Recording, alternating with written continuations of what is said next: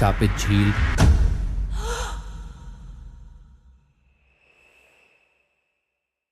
परिचय। शहर के बाहरी इलाके में एक प्राचीन झील थी जिसे शापित झील के नाम से जाना जाता था। स्थानीय लोग इस झील के पास जाने से कतराते थे क्योंकि इसके चारों ओर कई रहस्यमय और डरावनी घटनाएं घटित होती थी। ये कहानी उसी झील की है जिसके पानी में छुपे थे कई अनसुलझे रहस्य और खौफनाक घटनाएं। झील का रहस्य। रवि, एक युवा पत्रकार, को इस झील की कहानी में बेहद दिलचस्पी थी। उसने इस झील के बारे में बहुत सुना था और उसने निश्चय किया कि वह इसके रहस्य का पता लगाएगा। रवि ने अपने दोस्तों अंजलि और समीर को इस यात्रा में साथ चलने के लिए मनाया। उन्होंने तय किया कि वे रात के समय झील के पास जाएंगे ताकि वे पूरी सच्चाई का पता लगा सकें। पहली रात रवि, अंजलि और समीर ने रात के अंधेरे में झील के पास पहुंचने का साहस किया। झील का पानी रात के समय और भी डरावना लग रहा था। चारों ओर सन्नाटा था और हवा में अजीब सी ठंडक थी। तीनों ने अपने तंबू लगाए और झील की पड़ताल शुरू की। अचानक अंजलि को झील के पानी में कुछ अजीब सा दिखाई दिया। वो पानी में झांक कर देखने लगी। तभी अचानक पानी में से एक ठंडी हवा का झोंका निकला और उसके चेहरे पर आ गया। अजीब घटनाएं। झील के पास की रातें और भी भयानक होती जा रही थी। रवि ने देखा कि झील के पानी में कुछ परछाइयां तैर रही थी।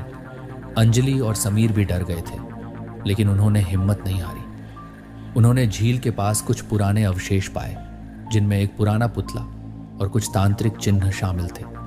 उन्हें समझ में नहीं आ रहा था कि यह सब किसने और क्यों छोड़ा था।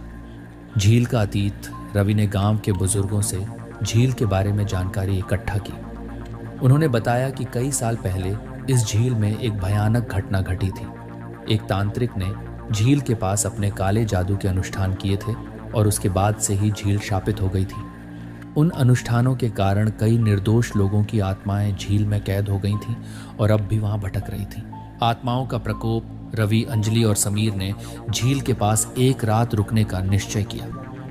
जैसे ही आधी रात हुई, झील के पानी से भयानक आवाजें आने लगी। अचानक एक आत्मा ने अंजलि पर हमला किया।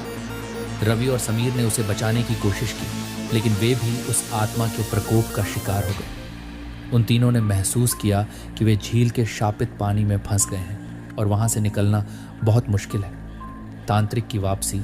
रवि ने तांत्रिक के बारे में और जानकारी इकट्ठा की और पता चला कि वह तांत्रिक अभी भी जीवित है। वह एक गांव में छिपा हुआ था और लोगों से दूर रहता था।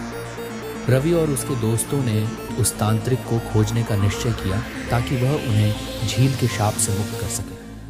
उन्होंने बहुत मुश्किल से उस तांत्रिक को ढूंढा और उसे अपनी समस्या बताई। शाप मुक्ति। तांत्रिक ने उन्हें बताया कि झील का शापित पानी केवल एक विशेष अनुष्ठान से ही मुक्त हो सकता है। उसने उन्हें अनुष्ठान की विधि सिखाई और कहा कि उन्हें झील के पास जाकर उसे पूरा करना होगा। रवि, अंजलि और समीर ने तांत्रिक की मदद से अनुष्ठान शुरू किया। अनुष्ठान के दौरान झील का पानी और भी भयानक हो गया, लेकिन उन्होंने हिम्मत नहीं हारी। अंतिम संघर्ष।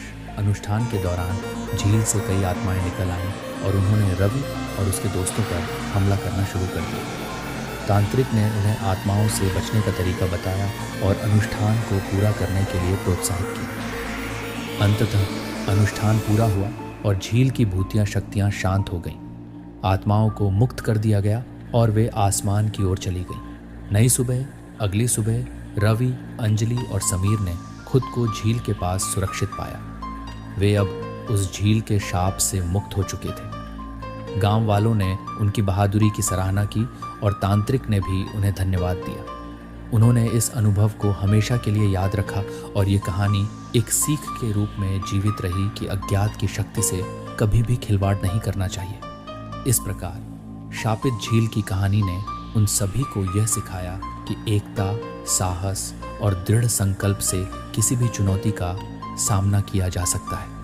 इस अनुभव के बाद रवि और उसके दोस्तों ने जीवन में अज्ञात स्थानों का सामना करते समय हमेशा सतर्क रहने की कसम खाई।